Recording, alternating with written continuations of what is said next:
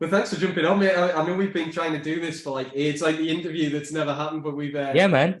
and I wanted to I thought generally for the website I'd start just with a little bit, right? Because like as background, I bought one of Jack's pictures, which is how we met kind of originally, right? You'd done a Yeah, Tom man. Waits, which I Yeah. love.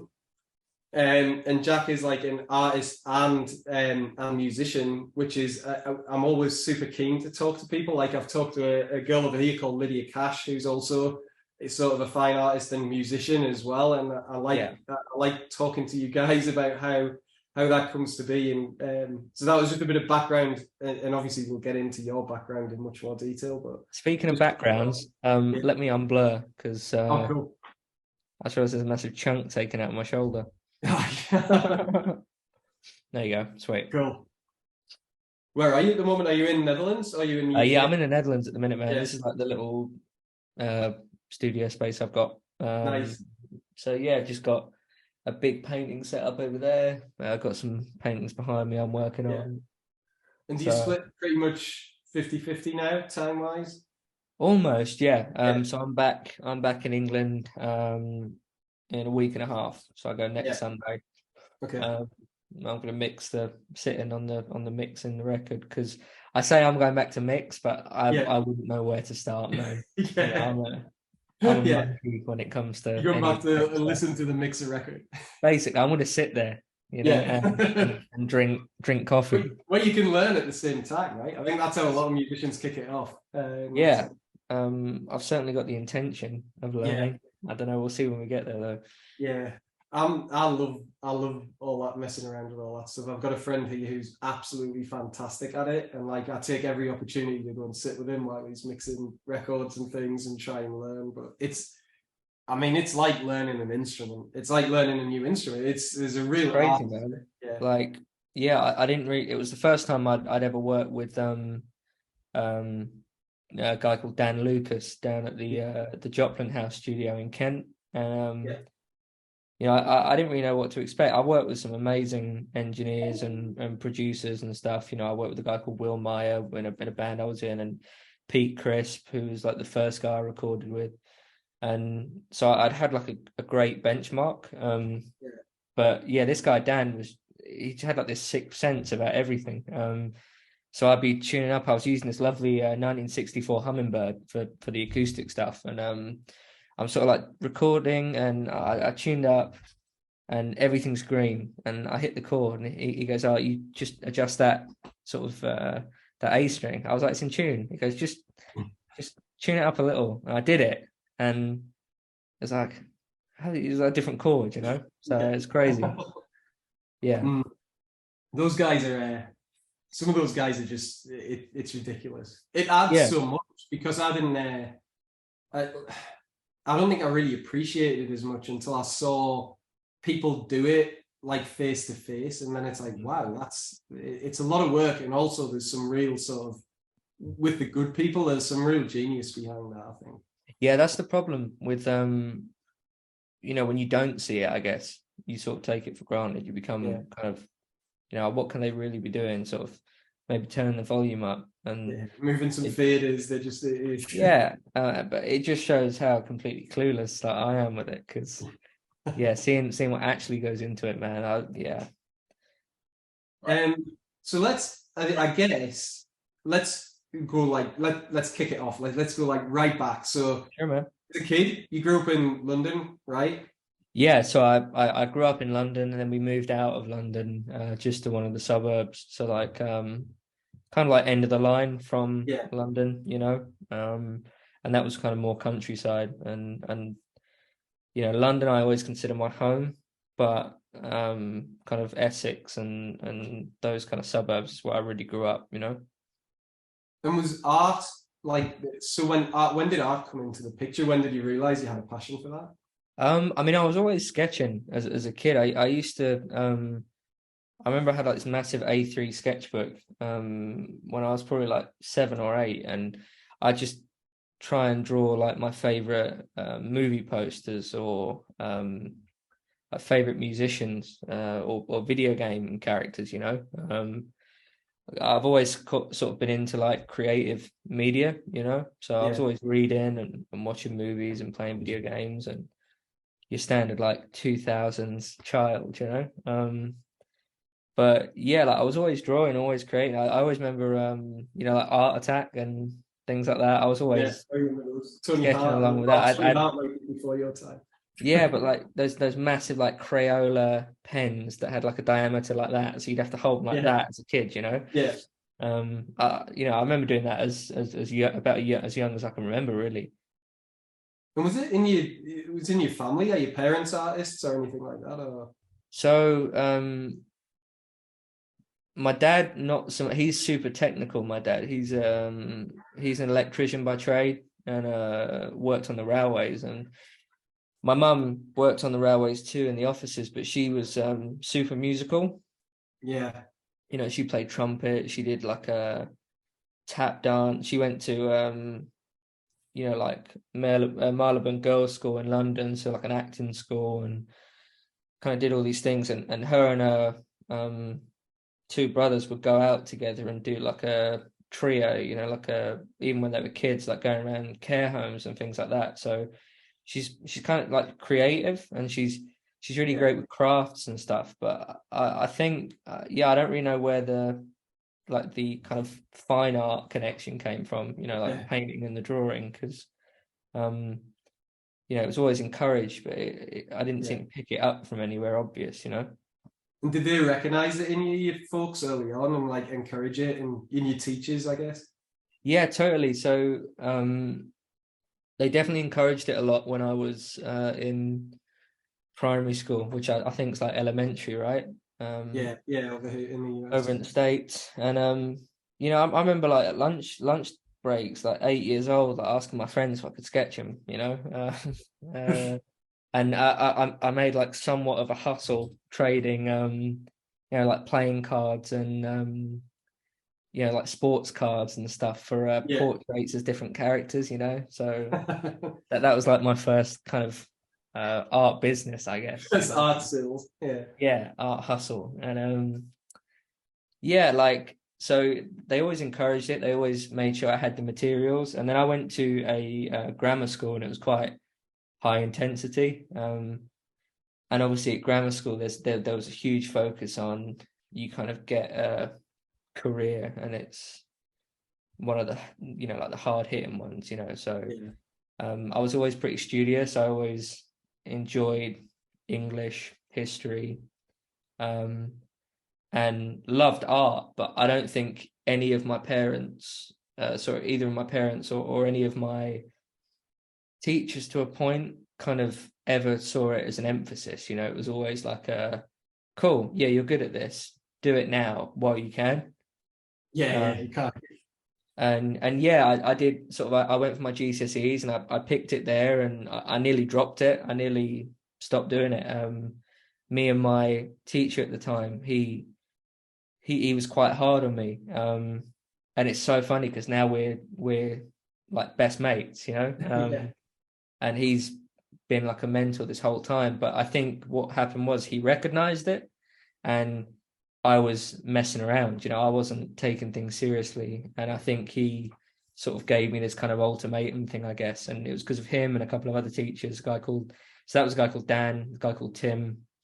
They kind of like, as this pair, kind of completely went against the grain of what you'd expect at like a high performing grammar school, and were like, no, you can do this, like you could do this. And yeah, my mum actually apologized to me a couple years back, because she was like, look, I was sort of saying to you, like, it's not a career, you need to focus on something you can get a career in. And she said, I maybe shouldn't have sort of been as negative about it as I was, but she was right, because I'm still broke, but like Yeah, but it's sticking with it.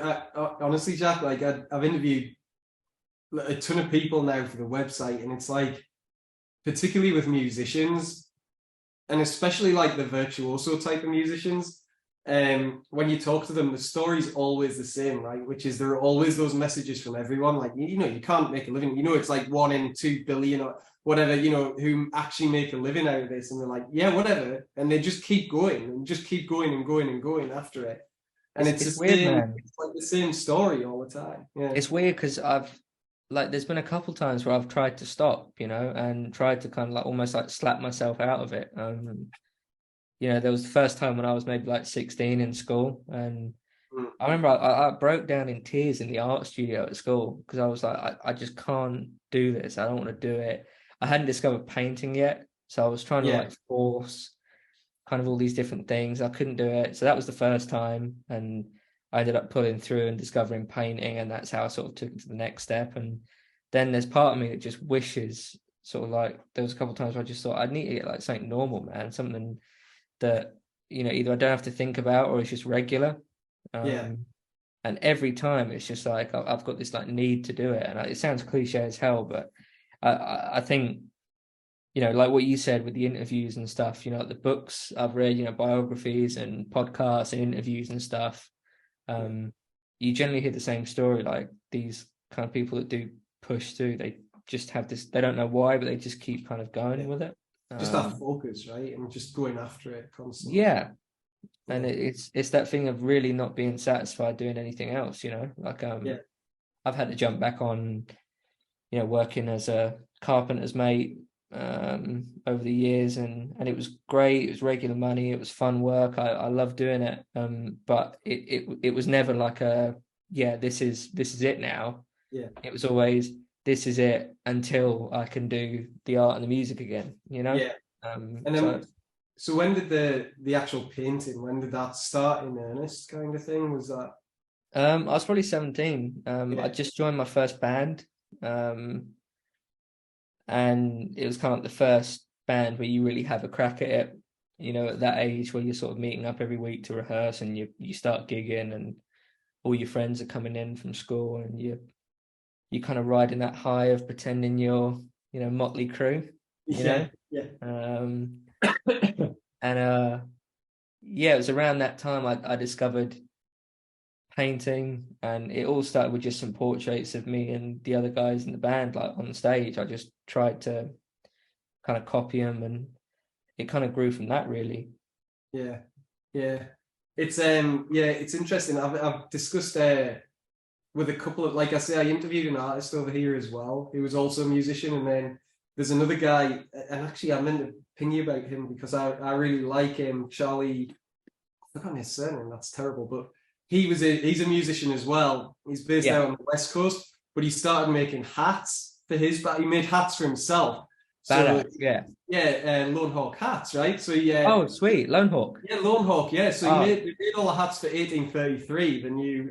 Yeah, they're like the best hats in the game, man. Yeah, I can't remember his surname. What's his? I'll remember it at some point. But I've interviewed him a couple of times, and it's interesting to me how that kind of artistic thing often goes hand in hand. That like music art side of things, and it's just trying to find a way. Right?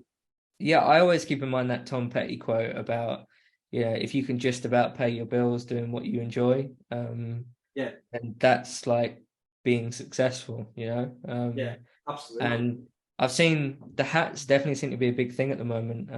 A couple of my buddies in London, who are on the music scene and stuff, during COVID, when obviously there was nothing, they started making hats, and it's just kind of tuning into what you're good at and what you enjoy, I guess, and trying to make some money off it.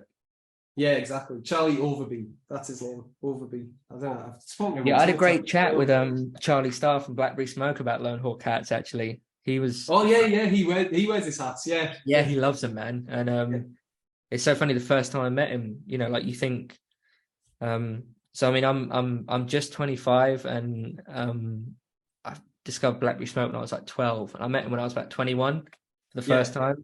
And you sort of think you're gonna say all this stuff to him, you know.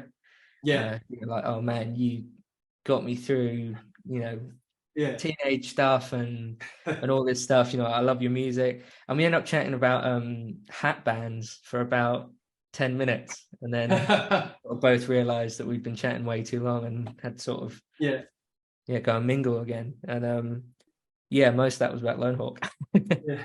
Well, I came across Charlie originally because who was it I interviewed? Oh, I interviewed it was when I was interviewing Honey. And you Okay. remember Suzanne Santo? I told you to Yeah. check her stuff out. Suzanne wears his hats, and I was like, "Oh, who's this guy, Charlie Yobi?" And then I listened to his music. I'm like, "Oh, he's pretty." And he's had like this total range of music. He was in like an 80s hair metal band, then he went. Now he's doing singer-songwriter stuff. It's really good. Yeah. It's worth checking out. He's kind of moved out to. I love his life actually. He's moved out to New Mexico now. He just lives in the middle of the countryside. Looks awesome. Killer man. Yeah. He's set up like Lone Hawk there, so I think they're gonna produce more this year. But yeah, they got to. I mean, they did all the hats for that spin-off of oh, what's it called? Yellowstone, right? Yellowstone, yeah. Yeah, Yellowstone, yeah. So, which is pretty cool.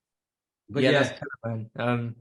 I'm kind of, especially in the line of art I'm doing at the moment, like yeah, I wanted to Lone Hawk like, at the benchmark, man. They're killing. That's cool. like a little bit. I was going to talk to you a bit about this because the music as well. So I guess like where am I going to start? So the music was music always there with the art at the same time? Did you start playing music early on? Yeah, so I've always appreciated music, and I've always been brought up on music. Yeah. So my dad, while my mum was like spinning Simply Red and Neil Diamond and people like that, my dad was introducing me to, Bob Dylan, Johnny Cash, and yeah, my uncle from South Shields actually was a big country and western fan. So he had this like to scale statue of John Wayne in his living room, and when you walk past it, it called you Pilgrim. Nice. It's stuff like that you remember, right? And then sort of how things have panned out. I sort of look back, going like, oh yeah, maybe that did have like an impact, somewhere. Yeah. But yeah, like music I've always appreciated it, but I think I picked up the guitar like 3 or 4 times before I actually stuck with it. And compared to a lot of my buddies, I seriously started playing the guitar when I was about 12. So yeah, kind of fairly late compared to a lot of my buddies, but yeah. it doesn't really matter, sort of thing. Yeah. And it was because that actually answers one of the questions I was going to ask you, because your sort of influences, and I just found this from the UK, like growing up, I know looking at your socials and stuff and listening to music and the type of stuff you play, I know you love Cult of Wall, me and you've talked about like, John Wall, other American, yeah, all that, but it's like that stuff, you've got to go looking for that stuff a little bit in the UK, right? It's not just there. So was it, no, man. I think it was your uncle who influenced you to go and start looking for that kind of music, or was it? I don't know. So he was kind of more like thematically the country and western thing. So if you went around, if I went around their house, it'd be, there was a western on TV, and but he wasn't so interested in the music. It was more like the visual media of it all, I guess.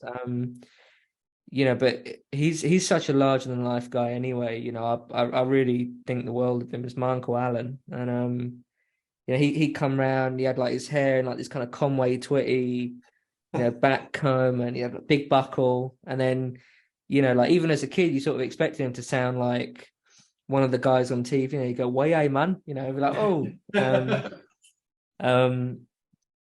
So there was that, and then my dad kind of introduced me to Johnny Cash. I always think was a pretty formative thing. Like, I think it changes you when you're 7 and you're listening to his like final recordings. Yeah. You're sort of thinking, oh my God, like even at 7, like this is heartbreaking. Right? Yeah. Give my love to Rose, songs like that. I remember listening to that when I was like 7 or 8 or something. So I think that probably sparked that interest. And then I don't know, man, like when I was 18 or so, I started discovering some of the Western artists that I've, lucky enough to have become friends with since. Yeah. And that whole aesthetic, I guess, was, I don't know, it sparked something, because I went from being kind of metal and hair metal bands to suddenly discovering like Ramblin' Jack Elliott and Charlie Parr and then eventually, you know, Coulter and Tyler and Charlie Crockett and people like that. So it was weird. It was like it kind of got buried for a while and kind of come back with a vengeance.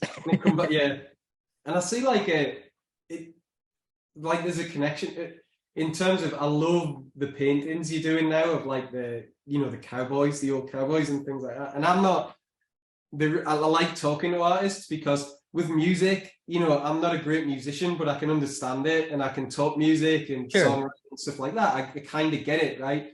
With art, and I'm not kidding, Jack, like zero ability whatsoever, like zero. I can't draw anything. Like, but it's to me, like when I look at those pictures, it's interesting to me that you went down that route with music because it's like the storytelling route, right? And when I look at those pictures of old cowboys and stuff like that, it's like a story in a painting is the best way I can describe it. I don't know how to describe it well from an art perspective, but no, so it was really weird, man. Last night I was talking to my buddy, a guy called Owen Barry, and he's a British guy from the same little town in Essex that I grew up in. And he moved out to California and he's now playing with like the Chicks and people like that on tour. He's their guitar guy.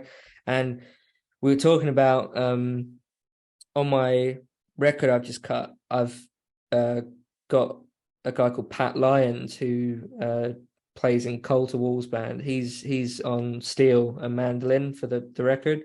And we were saying like even as kind of guitarists that kind of know their way around a guitar, Owen and I and yourself as well, like looking at someone who's playing pedal steel, it's like magic because I just have no idea where to start. And so I guess that sounds like how it feels for you looking at kind of art and stuff. Absolutely. Like it's kind of like the closest you get to magic, I guess, because it's straight over my head. The pedal steel players all tend to be like historically a lot of them are crazy. Like they're nuts. Yeah, I think you have to be, man. I mean you're using your knees. It's a unique instrument. Like I've never, and I love the sound of it. Like me too, man. I think it's so evocative. But what you were saying about the stories and stuff, like that's the part of kind of country and folk and blues music that I really like, and I think that's what captured my imagination with the art thing. And I think I probably knuckled down with painting around the same time that I discovered all that. And so it just seemed to everything to line up where I had this thing that really captured my imagination and it can be explored musically and in art as well, if that makes sense. Yeah, you found like your niche that sort of opened the door, I guess. Yeah. But it's just mental because I'm from London, exactly. I mean, I kind of, I've talked about this a couple of times, like coming to Chicago was so great for me in terms of just like opening my mind up to more music. Because I was a bit like you, right? I was always into like metal. I can vividly remember hearing Appetite for Destruction the first time. I can remember me too, hearing that opening line from Welcome to the Jungle and being like, wow, what's that? Like, that's amazing. But then coming over here, and I was in my 30s when I came over here, then I started listening to more songwriters, which I wouldn't have ever listened to in the UK. I love it. And I can always remember over here as well, just finding on YouTube once this radio station clip, and it's like, in the studio, he's this guy called Jason Isbell playing Alabama Pines, and I was like, I'm sure he'll do quite well, that guy. Yeah, I think I was like, this guy's got something. But like listening to that and going, holy shit, that and then just really developing a love for songwriters, right? Like, where you're really not just listening to the music, you want to know how the song turns out. It was new to me, I guess, coming over here, and I love that. But that was. It's interesting talking to you about it because that's how I came to it. But like sitting over in the UK, like I say, you probably had to search it out a little bit. Yeah, man. I mean, I still remember how I kind of discovered that music. So I've been like a lifelong Johnny Cash fan, and through that, like Waylon and all the Highwaymen kind of stuff. And I think, kind of just thinking about it now as we're talking, like the first song I ever became obsessed with was Highwayman by the Yeah. Highwaymen. You know, when they go through the four characters, you know, you got Yeah. the Highwayman, the sailor, the dam builder, and the Yeah. spaceman, you know. And that was Yeah. the first song I ever remember becoming obsessed with as a kid. And I'd like search it out on like in my dad's CDs, try and find the CD and try and find the song on the Yeah. album. And I think that combined with this particular night where I went out in Amsterdam on a tour, and Yeah. my buddy took me out on like a day off that we had there, and we ended up back at his apartment like 4 a.m. He was cooking us breakfast, and Yeah. he goes, "Oh, you know, I discovered this music," and he put on Tyler Childers. Oh yeah, Tyler's great. Yeah. Yeah, and it was like his first one that he did for oh damn, what was the station? But it was like these three acoustic songs, and like just floored me the first time I heard it, and from that I think that's how I found everyone else. But yeah, it's not like it's sort of it, or at least it wasn't accessible, you know, like you Yeah. had to really kind of go and find it, I suppose. So funnily enough, as well with Tyler, it was you who introduced me to Tyler because I saw you doing a cover of White House Road, I think it Oh was. cool, Yeah, damn. and then I was Yeah, like, "Who's that?" I remember that. I remember you messaging me. yeah, I think we chatted about it at the time. I was like, Yeah, "Yeah, you got introduced me to this guy. He's pretty good."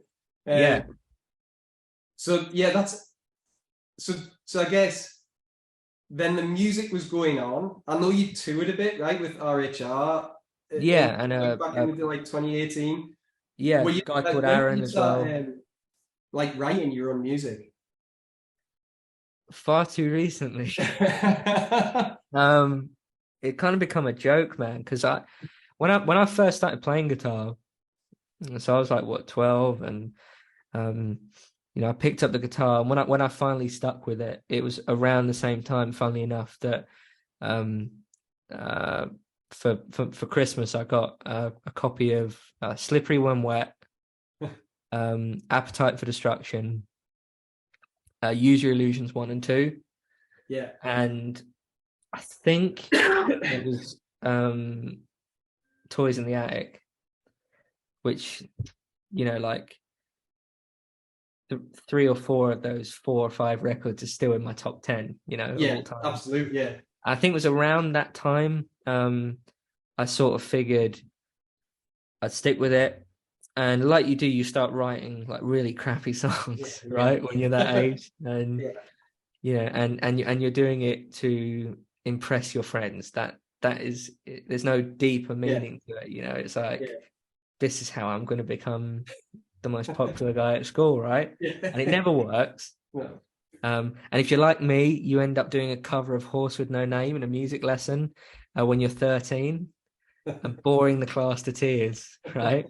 Um, and then yeah, 2017 I started touring with a guy called Aaron Keylock, who's still a good friend of mine, and you know, literally overnight I went from playing you know, like these amazing local grassroots venues to playing with, you know, we support like Jeff Beck in Norway, supported Joss Stone in Switzerland, and we played around Spain and France, and it was just incredible. Like, and then I tried to write, and for some reason I just convinced myself that I couldn't do it. And it was a really powerful mental block. And I toured with RHR, and you know, the pandemic rolled around, and I think the week before the pandemic, I had my first kind of proper gig with a band that was mine. Yeah. And I wrote a song for that called Kerosene. And up until 2 months ago or 3 months ago, that was the only song I had that was original. Everything else Yeah. was either like my cover or a version of like an old traditional song, you know. Yeah. And it's right at the end of September in 22, and I just had this you know, I was back working construction and kind of enjoying it, but like I was saying earlier, it was like there was never this feeling of, cool, this is what I'm going to do now. Yeah. It was just like a means to an end. And I had this whole shake up in like my personal life about where we were living and what we were doing, and I kind of just said, right, I'm just going to book some studio time. And I had a month between booking it and actually going into the studio. And I thought, great, I've got the song Kerosene. People that hear it, they've said, yep, we like that. I was thinking, I'll write another song. That's an EP. That's great. Yeah. And then I somehow like pulled out 11 songs Right. in that time. And I kind of wrote one, and it was like, oh man, like I do actually have like some stuff I want to say. And Yeah. so the next song will come along, and yeah, we've like cut this album. But yeah, it literally the last year, I guess, I've probably been writing my own songs. Yeah. I've always written music and parts and contributed to writing songs with the bands I was in. But yeah, it was scary as hell doing it all on your own for the first time, Yeah. especially when you've got this really powerful mental block as well. Yeah. And so what's driving it? Is it like autobiographical? Is it stories? Is it a mix of both? Yeah, it's probably a mix of both, man. Like, so the way I kind of look at it is like there's almost two parts. There's like the autobiographical stuff, and it's sort of, I guess it's coming out of that kind of late teens, early 20s kind of thing, and you're sort of weighing up all these experiences and kind of trying to grapple with stuff that's happened. I'd not had the easiest time growing up. My mum's been kind of critically ill pretty much my whole life, so it's been dealing with that. And my dad and me have had like a difficult relationship over the years, and he was struggling with alcohol stuff, and on top of that I'm trying to do these two things, art and music, which are notorious for not being a thing. And so a lot of it was kind of trying to grapple with that, like I always got told, I can't remember who told it to me, but someone said, don't use art or music as therapy. Yeah. So it was more just trying to kind of come to terms with some of that stuff. And then the other half was looking at the art and the films and the literature that I'm into.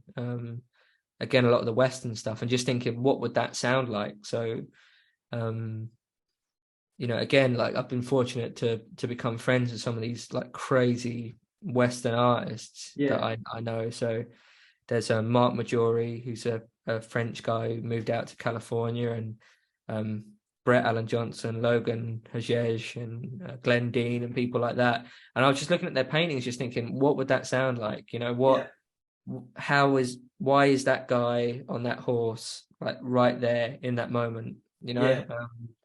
Reading a ton of like Cormac McCarthy and things like that, and trying to just turn that into an audio story almost. So there's a lot of like folk influence, a lot of country influence, a lot of blues influence. There's some of that influence from Appetite for Destruction and those kind of super formative like musical experiences. And then there's like Western soundtracks, Ennio Morricone and Quentin Tarantino, and sort of I sort of treat it like a soundtrack almost. It's, I guess, a super long-winded way of putting that. I'm super excited to hear it actually. And so it's like, it's interesting to me though, like 2 months writing, and I know, like, I've heard people say don't use art as therapy. I don't know that I fully agree with it. Like, I would think that putting some of that stuff, just the act of putting some of that stuff on a page, must be a bit of a release in a sense. Like, I've been sitting on this stuff my whole life, and then writing, and maybe that's part of, I think sometimes you hear people say, like, they just start and the floodgates open, and it's like it's all there for a period of time, and it sounds like that's what happened with you, right? Like it was there for the taking, and you just, it's the Neil Young kind of idea, right? Where he says, I don't write it, it comes to me, and I have to be ready to write it down whenever it's there, kind of thing. Yeah, and I always kind of thought that was kind of hippie valley bullshit, until it happened. I'm like yourself, obviously with the painting connection. Like Tom Waits is one of my heroes, and I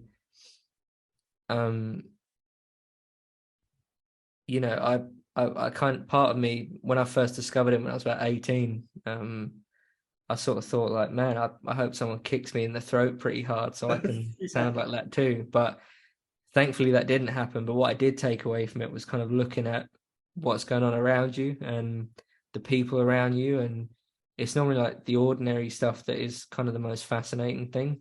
So it's kind of, yeah, drawing on things around me, but yeah, not in terms of the therapy thing, not kind of putting that stuff on the people listening, but Yeah. kind of getting it out there. And from what sort of people that have heard what I've been writing and stuff, they've said it's like relatable, and I think that's the good kind, right? Where Yeah, you're sort of, absolutely. I'm not burdening you with my Yeah, my trauma and my burdens, but you can sort of think, oh yeah, that, I yeah. can I can understand that kind of thing. If people can relate, and I always go back and forth in interviews about telling people exactly what, when I talk to songwriters, like, do I really want to know exactly what it meant to them? Because it means something to me. And if they tell me it was something totally different, I don't know if that's just going to ruin it for me. Then, like, oh, I thought you were talking about this.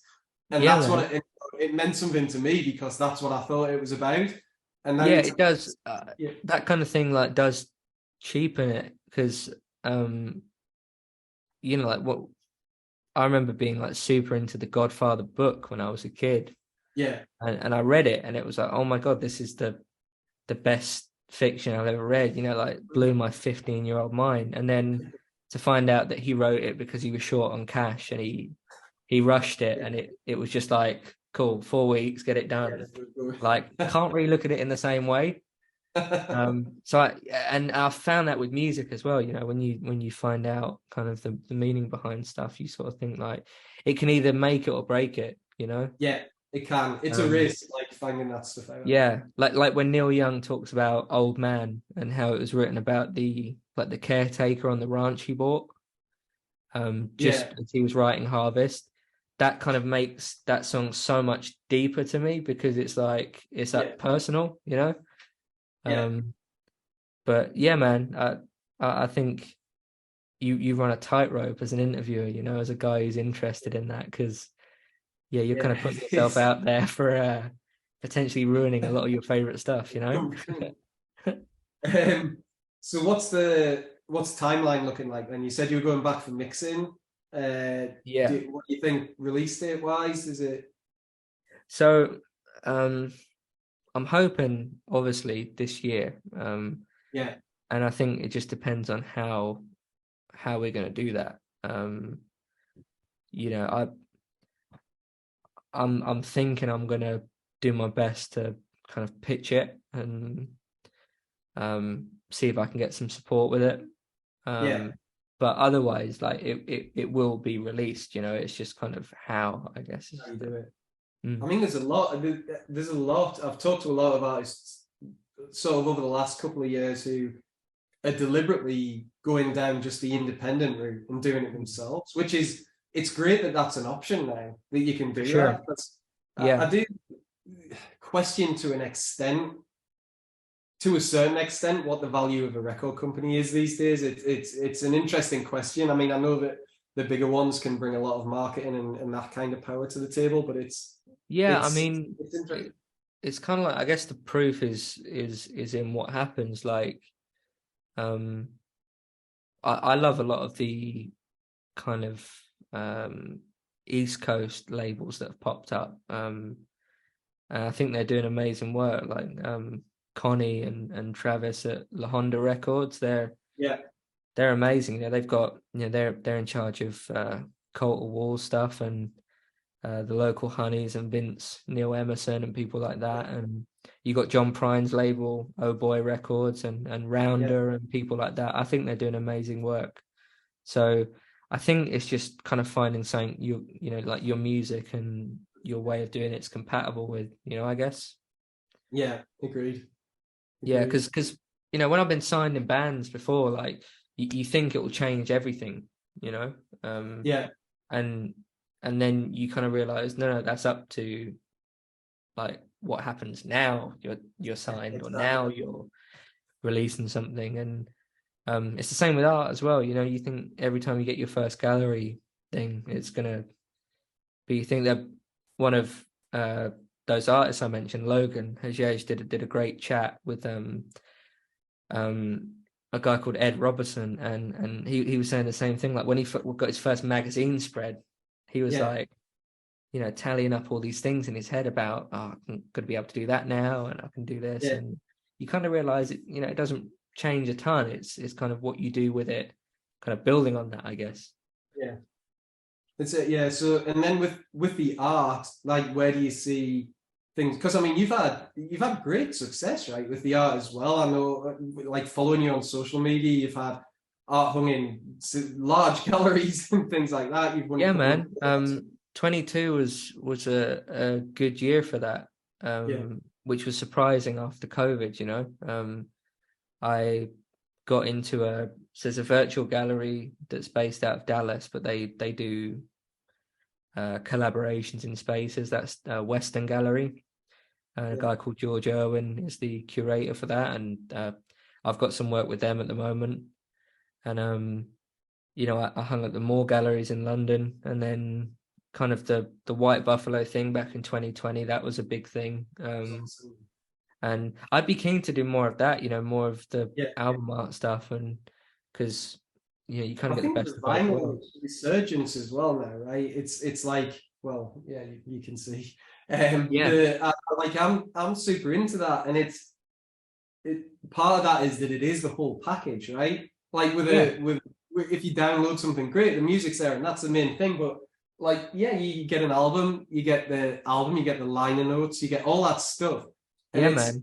At the minute, with the music industry the way it is, it's turning into a significant source of income for artists again, right? Selling. It's like viable again. You know, like people give a shit about it now. And I had that exact conversation with a friend of mine who also runs a couple of labels. He said, like, people are caring now about the packaging. Which is why he was so keen with the White Buffalo to get that kind of unique thing, I guess. And I think it's good. I think, you know, art and music do go hand in hand. So, like, I don't know why it ever fell out of fashion in the first place.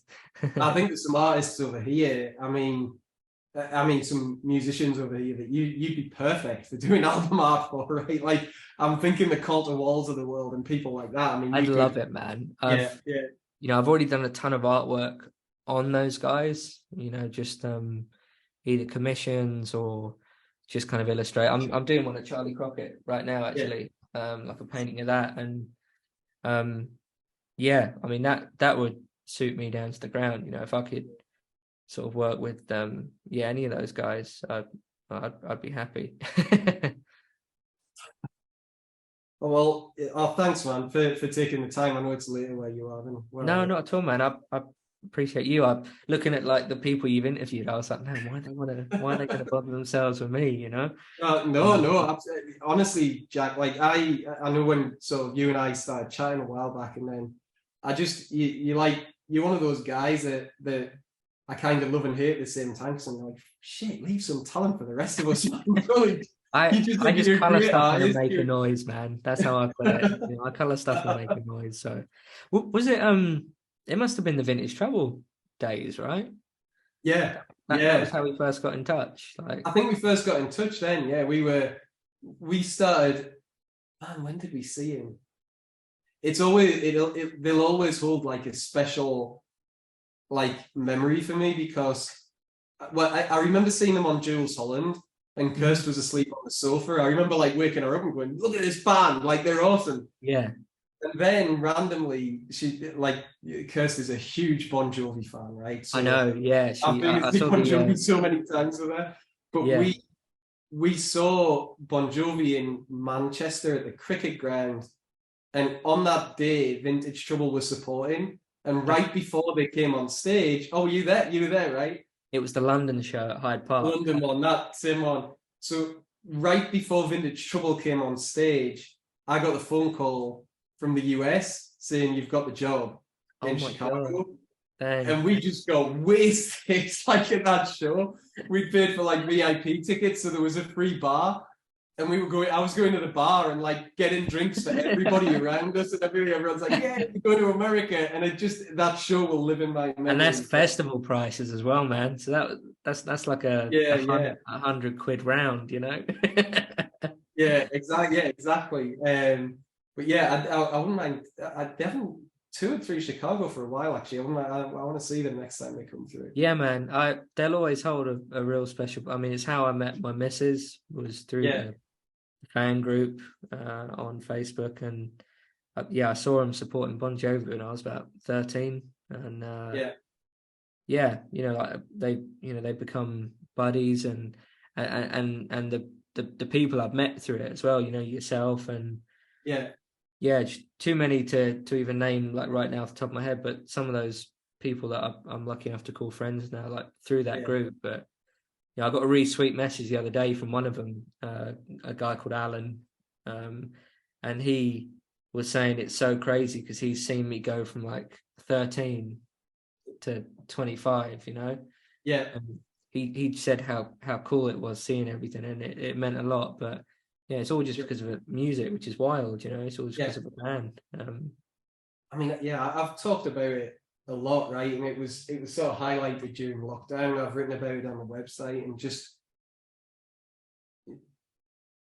if the lockdown proved anything, it was how important live music is. I mean, to me, but I think to a lot of people, right? It was horrible not being able to go to a show, because we go to so many as well with what we do. And I remember last summer, I think it was, we did a road trip down to Texas. Like, we drove all the way down to Austin. Yeah. It just happened that when we were in Austin, Lucas Nelson was on. He was doing a couple of warm-up shows. It was the first live show I'd seen in like 18 months because of everything being locked down. It was in Texas, so like in Anton's nightclub, no masks on and everything. And it was like, I wrote about it, I think, at the time, Jack. It was like we were watching it. Kirst did contact the publicist and said, can I shoot? And they were like, yeah, just come down, you can shoot the show. And we watched it, and at the end there, I was stood in the middle of the room. And he always like finishes, or a lot of the time he finishes with like diamonds in the soles of her shoes. And they were playing that, and there was like, and everybody in that room was dancing. There was like a woman next to me with her husband who was in a wheelchair, and she's like dancing around him. And I ended up having a bit of a cry. I went off to the side. I was like, I've missed it so much. I heard that from a lot of people, Yeah. It's so important. It's and like you say, like this, right? Connections like this. You meet people, you have experiences like Shoals Fest. I've written about that a couple of times. Jason Isbell's festival. We've met some of the best people ever down in Alabama at that festival. It's amazing, and I love that stuff. I love it. And what a first band to see as well after lockdown, man. Lucas. Yeah, absolutely. He's awesome. I love him. Yeah, I love him so much, man. When I did a painting of Willie a couple years ago, and Lucas saw it and reached out, and I was lucky enough to see him. I think it was supporting Clapton in Hyde Park with is that Lucas, Gary Clark Jr. and Santana, which was a good lineup. Yeah, it was a killer lineup, man. Yeah. Steve Winwood and Eric Clapton. It's just nice. Yeah, but no, just one of those bands that comes along once in a blue moon. I think like Lucas and the fact that he stands on his own 2 feet as well, I think it's super cool. Yeah, he is. He really does. He stands. It was a great trip. Like, we were there in Austin, and then we drove over to this place called, I can't remember where it was. It was in the middle of Texas, and we like stayed on a ranch for 5 days. So I was like, I rode horses, and it was. So you were saying you're like teed off with me painting an art. I'm teed off at you being able to just drive down for 5 days, man. It was honestly me. You would have loved it. It was and I'd just been reading like all the Lonesome Dove trilogy and everything. Oh, Larry McMurtry. Yeah, it's awesome. This play on Empire of the Summer Moon about the Comanche Indian tribe, and this place was right on the Brazos River. So when we went on the horse riding thing, it was meant to be a group ride. and no one turned up. It was just me and the other guy. So we're riding along, and it had been raining a lot, and it was like we were meant to be out for 40 minutes. I think we were out for about an hour and a half because he kept jumping down because of all the rain, and he was finding like arrowheads in the mud that had been washed out, which was crazy to me. Like, you know, however many years on, these arrowheads are still washing up. So I've got half an arrowhead here in the room. That's killer, man. Yeah, because I said a lot of that, you know, like Larry McMurtry's like Lonesome Dove, and I think for me, like Cormac McCarthy, you know, Blood Meridian, and you know, No Country for Old Men. Like it's more modern, but it's a western. You know, I'm just reading the All the Pretty Horses trilogy. The Border trilogy. All the Pretty Horses and that trilogy, and yeah, man, there's a great book called The Sisters Brothers, which is like a modern western.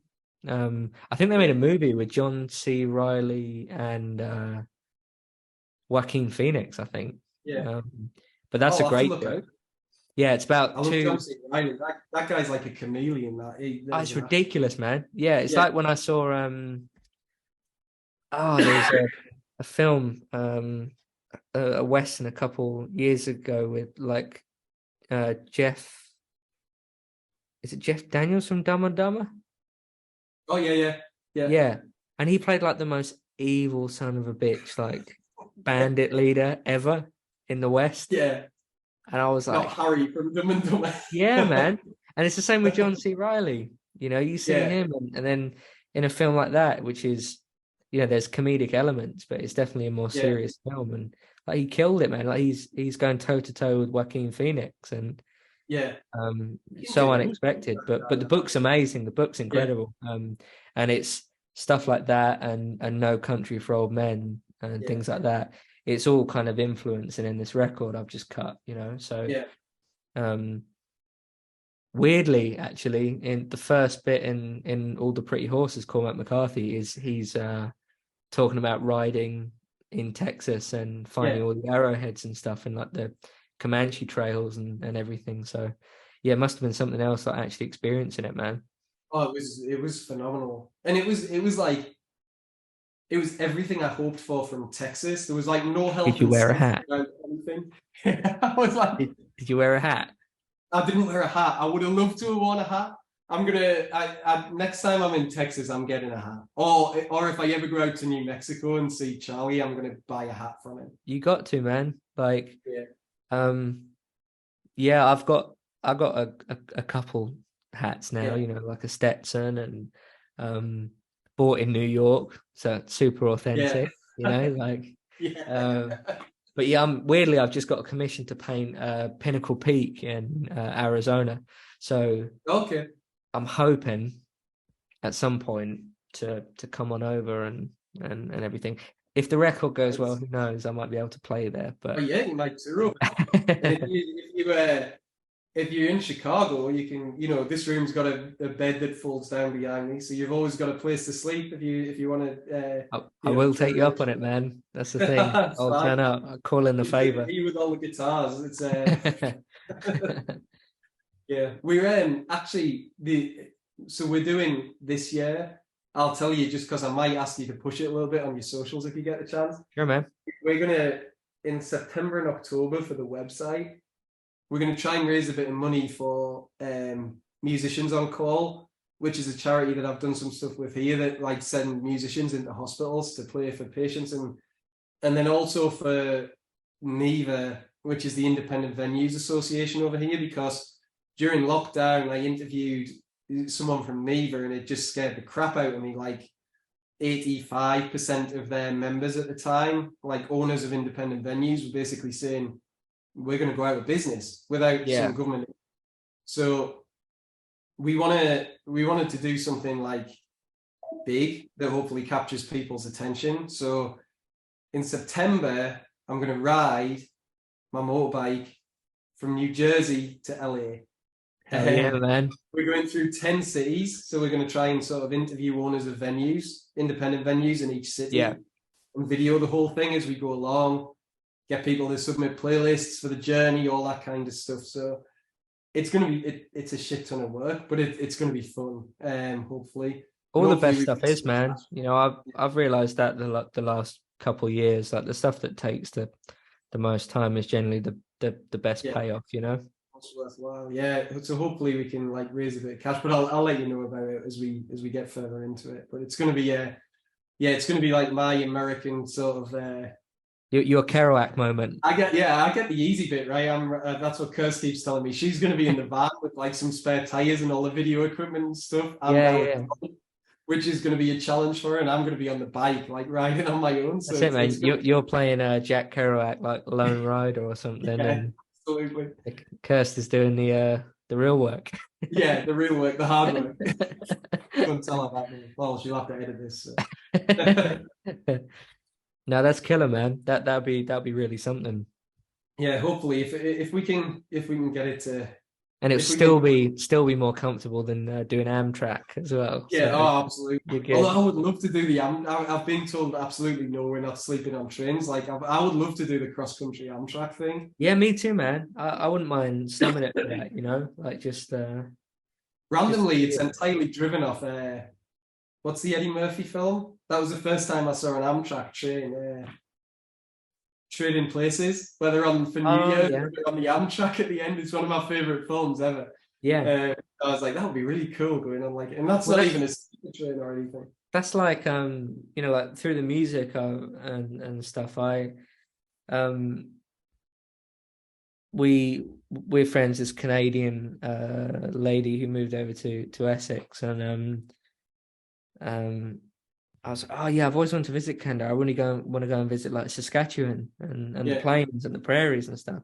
She was like, why? Like what? Why? There's nothing. Like Yeah. she was like, you know, Vancouver or Yeah, exactly. Quebec Yeah. or just one or the other, man. Like what are you doing there? And the same reason, like I want to visit Odessa in Texas just because no Yeah. country for old men. But I speak Yeah. to any of my Texan friends, they're like, why? What? Yeah. There's nothing there. That's- Why do you want to go? And I was like, because Josh Brolin was there, Javier yeah. Bardem was there. I'm gonna rock up. You know, Yeah. I want to see it. I think people were saying that some of the US guys that I work with over here were like, why, where was it? I can't remember the name of where this ranch was, but it was literally in the middle of nowhere in Texas. It was, what was interesting to me was it wasn't like the picture in my mind I had of Texas. It was very green. Like I was expecting like desert and rocks and everything. And it had so much rain. They were like, it's greener than normal, but it normally is pretty green around Yeah. this part of Texas. But I'm looking forward to on the ride. I'm looking forward to and dreading a bit of the ride next year in equal measure through sort of Texas and then Arizona. Because Yeah. I've always wanted to see that, but it's going to be pretty brutal on a bike. That's why we've tried to do it in like September, October because of how hot it's going to be. But I'm Yeah, really man. looking. I mean, you're going to be like sitting on a heater, you know, Yeah, like exactly.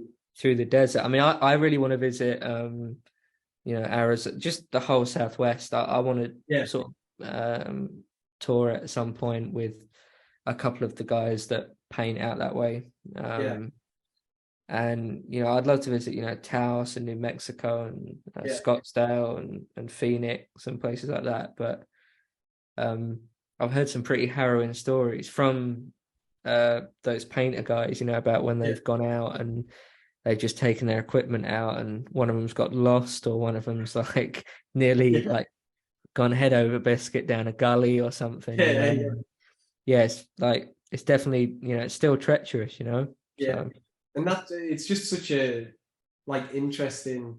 I mean, that heat can kill you. And then obviously once it gets to nighttime, then it's freezing. There's like nothing in between. yeah, man. Like, and that's what yeah, one of those artists, guy called Logan, Hajej went out with Glenn Dean and Yeah, a couple of others, and Logan's got a little cabin out there, and they go there and they paint for a week or something. They go out to, you know, like the locations and paint plein air. And he said, like, yeah, one time they just sort of thought, right, we'll just go out quickly, and you know, like quickly turned into like a 12-hour yomp like around the desert. And you know, I think it was Glenn Dean got lost, and you know, you just, you know, yeah, so that there's yeah. me barely sort of keeping with the band, like going around Europe, let alone let alone the desert and stuff. Yeah. So I dread to think what might happen if I go out there. But You we'll just got to find go out. with people who know what they're doing. That's the thing. Yeah, yeah. Take a guide. Yeah, Yeah. Okay, mate. Well, this is great. Let's if you got time, like when the album comes out, let's catch up again. I'd love to, man. Yeah, I'm just grateful you you think it's worth covering, like with some of the other Absolutely. people you've had. So Have a like, good evening, mate. yeah, you too, man. Thanks for spending the time It's with not even us. evening there Appreciate it. yet, is it? It's like 1 in the afternoon No, or no, it's only what time is it? 11 in the morning. 11 in the morning. Yeah, yeah. So Holy what are you crap. at? Like 6, 7? Yeah, 6 o'clock. Yeah. Yeah, just past 6. So yeah, crazy, crazy times. Thanks, man. I'll Okay, man. yeah, I'll drop you a line. All right. Say hi to Curse for me, all right? I'll Will speak to you do. soon. Bye, Thanks, man. man. Bye.